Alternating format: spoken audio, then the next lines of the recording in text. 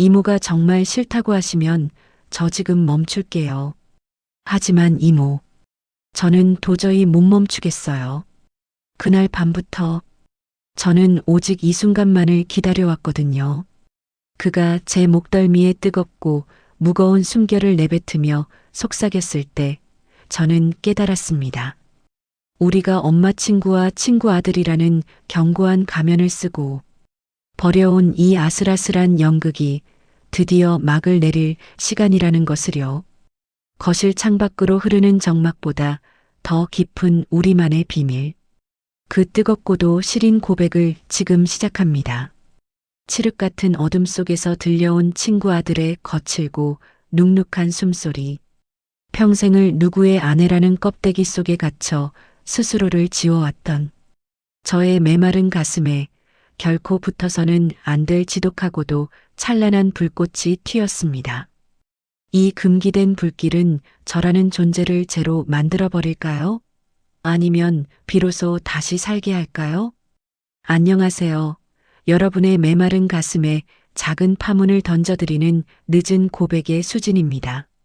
나이가 든다는 것은 어쩌면 가슴 속에 말 못할 비밀의 무덤을 하나둘 늘려가는 과정이 아닐까 싶습니다.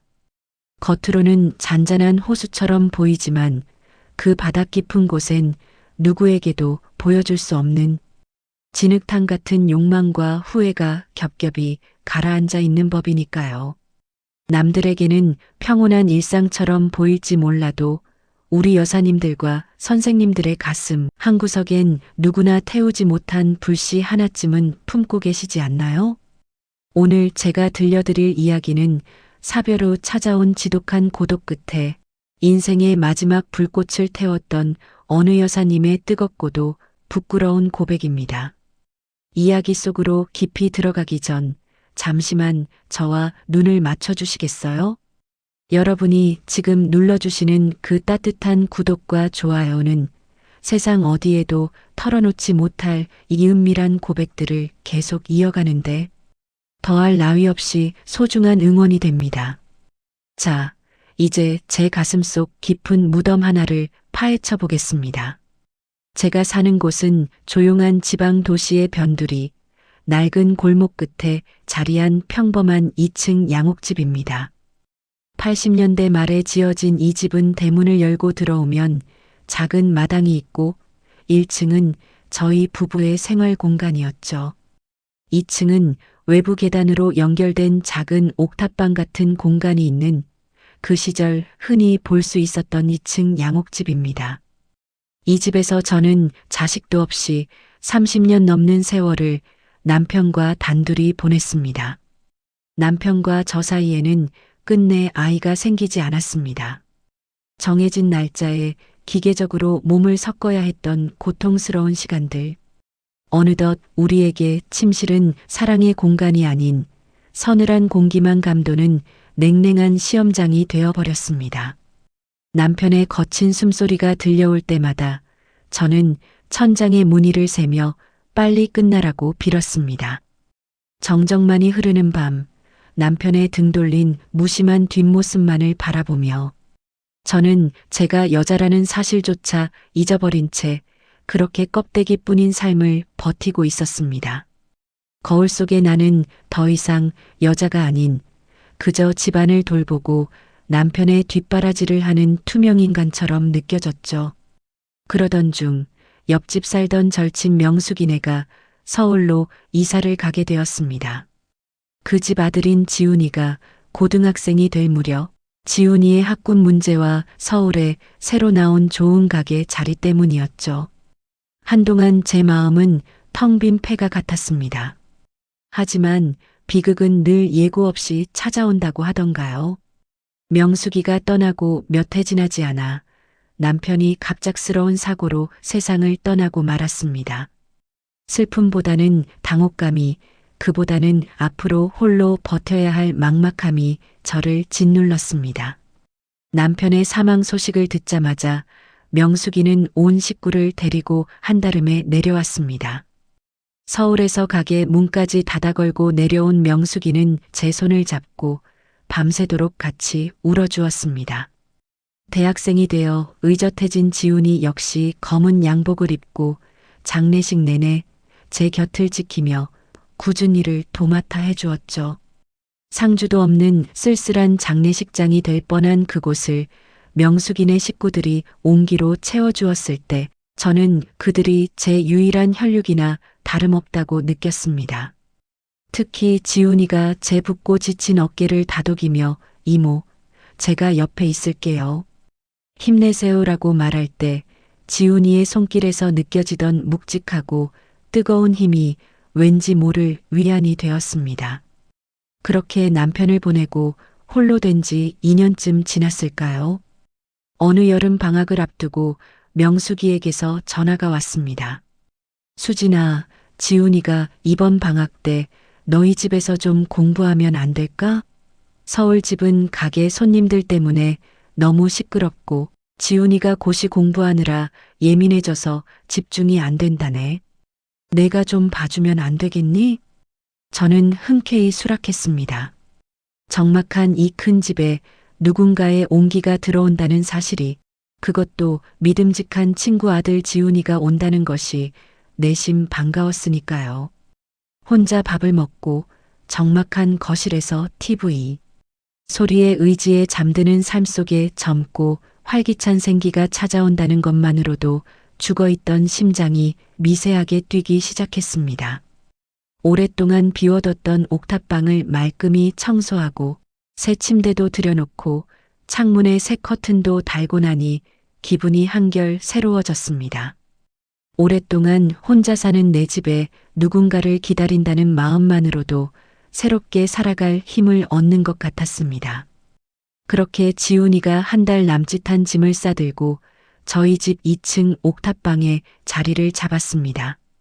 훌쩍 커버린 지훈이는 어느덧 사내 냄새가 물씬 풍기는 대학생이 되어 있었습니다.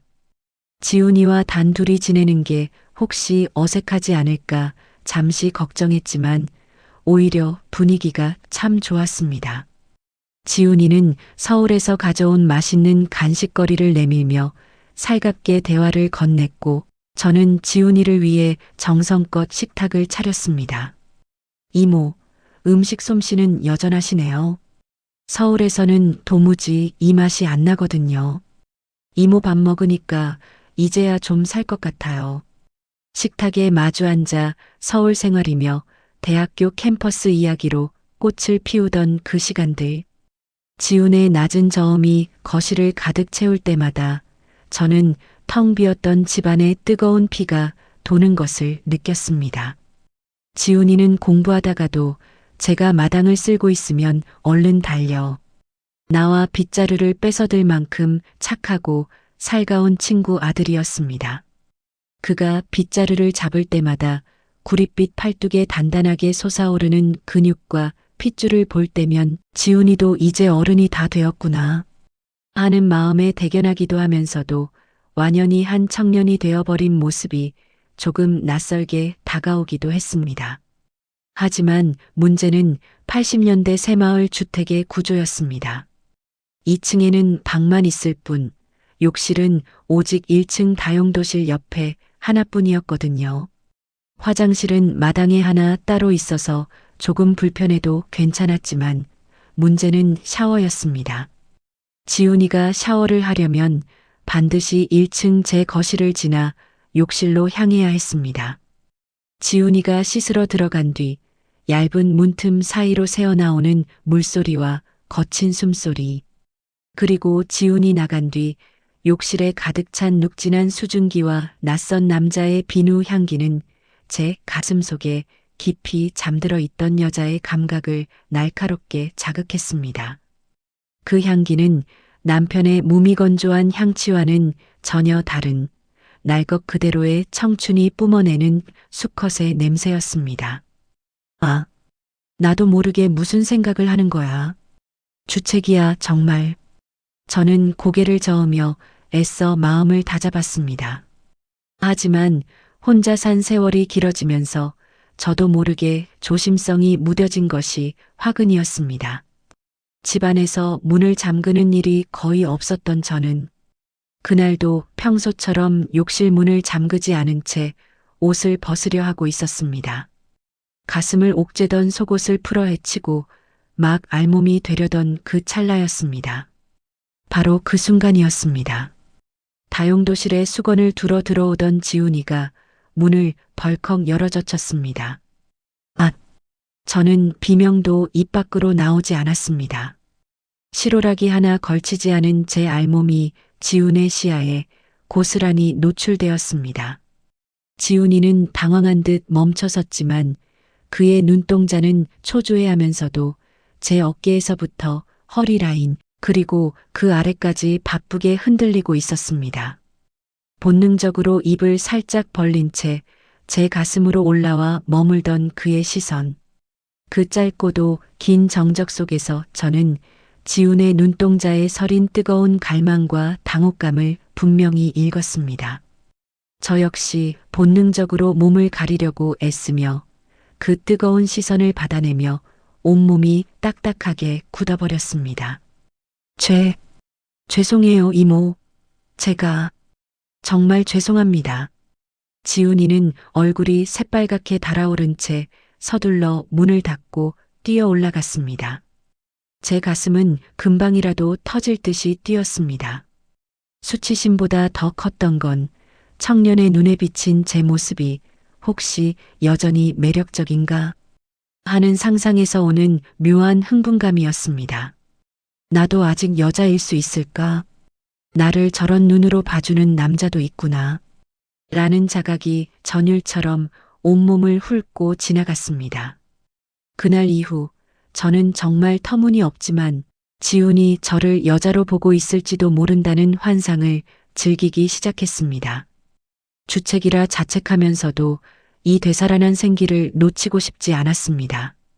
저는 일부러 평소보다 더 몸매가 드러나는 얇은 실크 원피스를 꺼내 입고 지훈의 주위를 서성였습니다.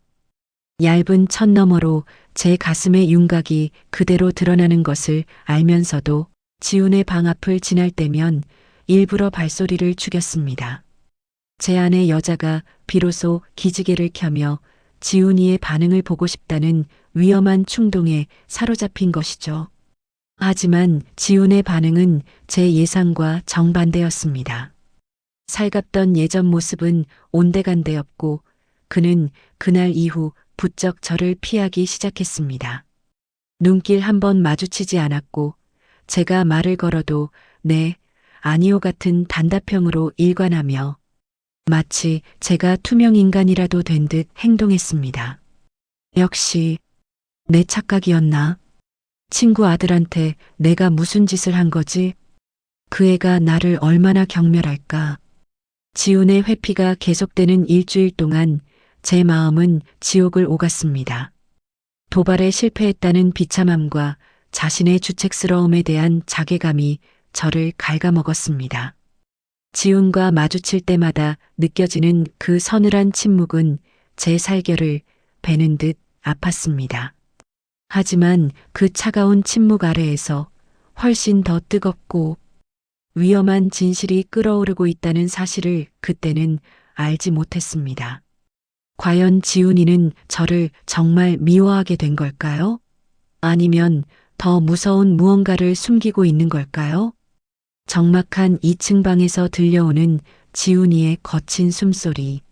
저는 그날 밤 결코 봐서는 안 될 광경을 목격하고 맙니다.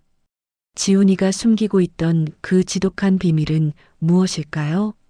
이어지는 2부에서 그 충격적인 진실이 밝혀집니다. 이 이야기가 궁금하시다면 지금 바로 구독과 좋아요를 눌러주세요.